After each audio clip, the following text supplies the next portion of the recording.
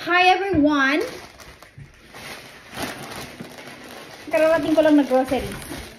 So, ngayon, isi-share ko sa inyo kung gaano karami ang mabibili ng $160.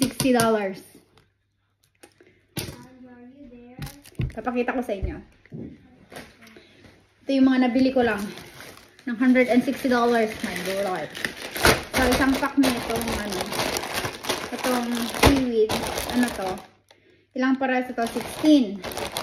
Binawasan ko na sa daan. Nagutom ako. Yan. Isang ganito. 16 yan. 16 na piraso. Maliliit lang. Snack bite. And then, isang bungkus ng kangkong.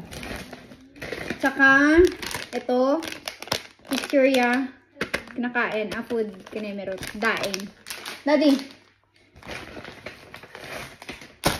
Tapos, ito, nakasale sila, tig $2. Ito. Saka ito lang binili ko ng snack, dalawa yan. Then, bumili din ako ng 4 na pirasong kamatis.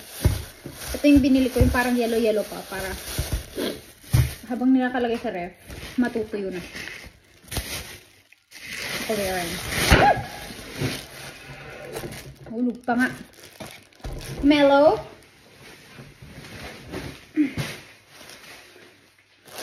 Isang pomelo. Tapos, isang pack ng cornstarch. Kasi gagamitin namin mamaya to. Papakita ko sa inyo kung saan namin gagamitin. Isang pack ng bangus.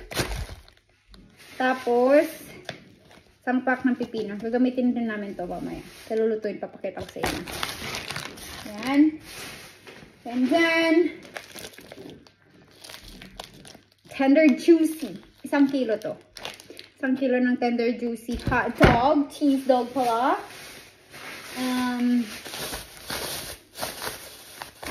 Dalawang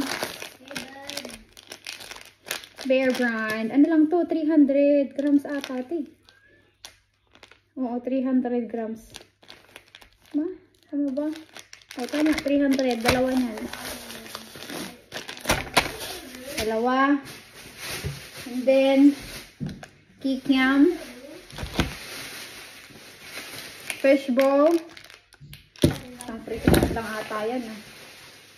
Ay, hindi pala. Ito yung fishbowl. Ito yung squid ball. Yan. So, yun lang. Yan ang nabili ng aking $160. Kapakita ko ulit sa inyo.